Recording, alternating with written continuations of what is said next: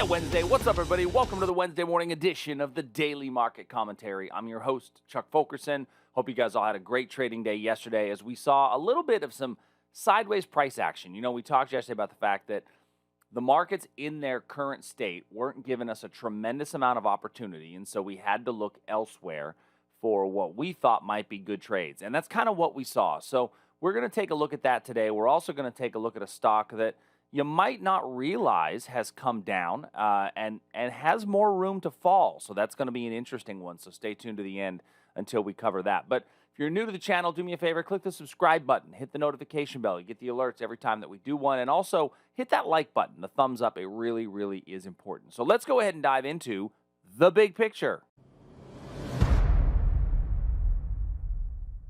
So in the big picture today, we're going to start with the S&P. And yesterday, we saw that the markets didn't make it down to our demand area that we have identified here in the S&P.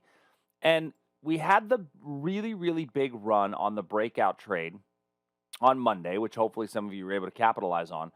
And we just kind of went very indecisive on our trend. And so when we were that indecisive on our trend, I think it makes more sense to be more patient and wait for price to come to the origins of bigger moves. So as it stands right now, I don't really have a good short to lean on. And when I talk about a good short, I mean looking for current price and then where would I find some supply above me that's of any high quality? Well, none of this is of high quality that's going to have me lean on that's not already been touched. And so my supply really isn't there. If you're more aggressive, if you really want to be more aggressive, you could theoretically get short below here. If we drop below, call that, what's that, 38.86, you could theoretically get short with a drop below 38.86 and play a bit of a breakdown. But in reality, your best demand area doesn't come into play until 38.54 by 38.47 for a reversal. NASDAQ looks very similar, although we were using the gap fill level yesterday. The NASDAQ's been unable to put in new highs on the hourly chart, and it's actually put in some more lows. So the NASDAQ does look a bit more bearish, and same thing, if you wanted to get short, I would say just below this kind of 131 or 13,131 area could be an opportunity for a short, especially with a stop just above 13,197. Looking at crude oil. So crude oil yesterday, I did have a pretty decent supply level that I thought would be a really, really good opportunity as we broke down from that area. And it was a little bit of a wick over wick in an unbalanced format. And yesterday, that was the level that we when we were looking at the markets yesterday during the day, we had seen that was that little level. It came into it in the overnight. Certainly, I wasn't around to take that trade as my head was on my pillow. But depending on your where you were, that may have been a small stop out as the market just blew right through it. Didn't even give it a time of day. Didn't even think about working out. Now, yesterday morning when we looked at the markets, we were looking at this area for a reversal, and we didn't quite come back in there and get filled. We have, however, come a little close to it. So by coming close to it, it needs to switch to a confirmation entry. Switches to a confirmation entry. 4-hour trend is definitely saying, hey, we're a bit more bearish as we've put in lower lows and lower highs. But a little bit of a base could be forming here, right? This is actually a pretty good double bottoming pattern. Double bottoming patterns shouldn't be exactly like a W, but should look like the letter W, but it's kind of a crooked one. And so this is actually a double bottoming pattern. So if we get higher than this high, which was identified, which was the one that almost got in, if we start basing in that region, I'm really uncomfortable getting short at this confirmation area. So I'm actually going to remove that one at this point. I liked it until I took a second look at it in the 4-hour trend. Now, I'm not saying that that's going to happen. We actually are putting in a really nice candle-to-candle reversal opportunity here in the 4-hour. So I need confirmation that we get above here. Until then, I still stay as a seller. And this is a really nice candle-to-candle 4-hour setup. Right now, we're recording this at 6:24 a.m. Central Time. So this candle, once it's done printed, could make for a candle-to-candle short opportunity. So what I'm basically saying is on crude oil, I'm going to be patient and not make a snap judgment until this candle has been printed. And then finally is gold. Gold, we're continuing our overall bearish sentiment. We had the short from here the other day. I think that your next short level that makes the most sense would be this area right in here on some sort of a reversal if we come back into there. I like the fact that it's right around the London markets open, and being there right around the London market open is usually a pretty good time of the day where you see some decent moves out of that level. A currency that I want to hit on real quick is the Euro USD. For those of you that trade the trade in the Euro USD, we are seeing on our 4-hour chart. I'm just going to get rid of all these here. I didn't realize that I had all those still on the chart. But we can see that we're very, very sideways. And a lot of people have said, hey, can you cover some more currencies? My problem with covering currencies is that we have gone so sideways in them recently is there's just not a lot of great trading. Even if I look at the currency pair, we did have, or excuse me, the currency futures contract, we did have a nice bounce off of one of our confirmation long areas yesterday, so that gave us a pretty good run in the overnight. Obviously, probably not awake to take that depending on where you are in the world. And so there is some decent supply up above us, but in reality, we're so sideways. There's just not a whole lot out there for me to lean on. So I wanted to cover those today in the big picture, but overall, the stock market itself has shown a little bit of weakness and is right now kind of in an indecisive position where I don't have a lot of directional capability. So let's take a look at that from our stock in the news.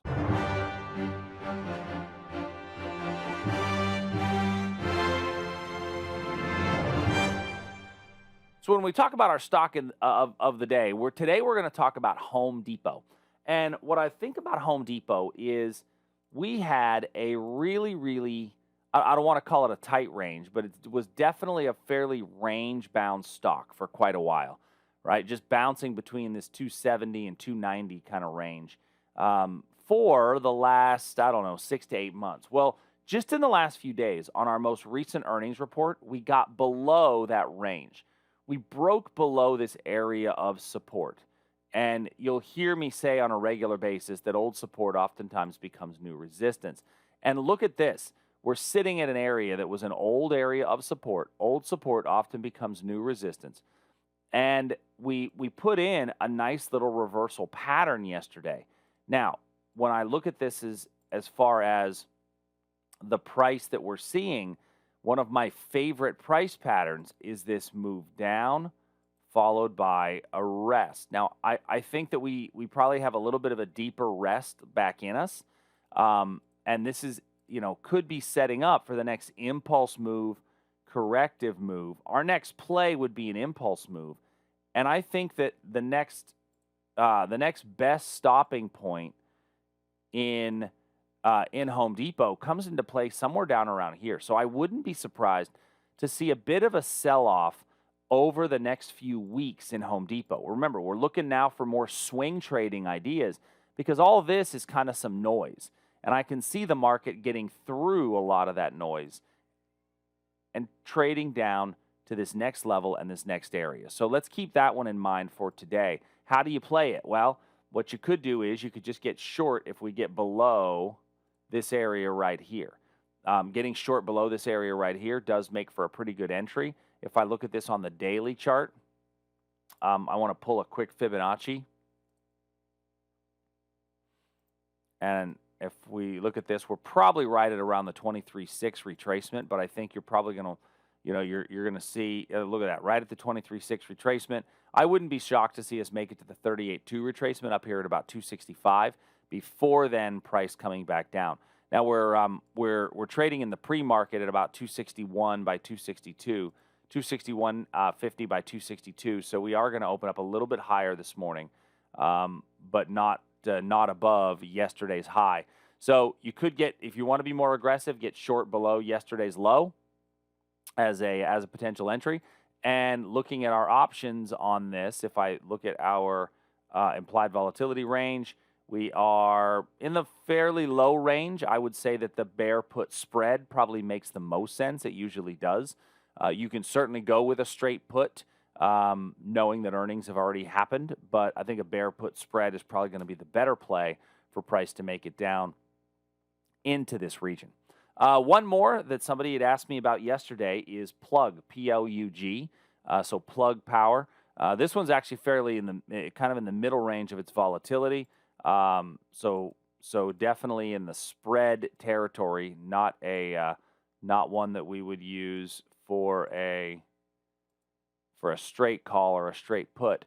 And when I look at Plug, we closed on the low yesterday after gapping up. This is typically an island reversal pattern, and we would anticipate that price would continue to trade down from here. So this one, I think, has room to fall as well into this 37 range, looking at Plug Power. Now, I looked at the volatility of Plug. I didn't look at the options liquidity on here, so certainly make sure that it fits your risk and your rules criteria. Now, once again, we're just looking at these stocks at the technicals. I didn't dive too deep into the fundamentals, but from a technical standpoint, we also had a really, really bad earnings release here. Looks like the earnings, we accelerated losses on this particular stock, losing 6 cents, losing 12, losing 3, losing 11, and then losing $1.12. So this move up was definitely a speculative play, potentially even a short squeeze. And now we're coming back down into more normalcy. The fair price area for this is probably in the 20s. All right.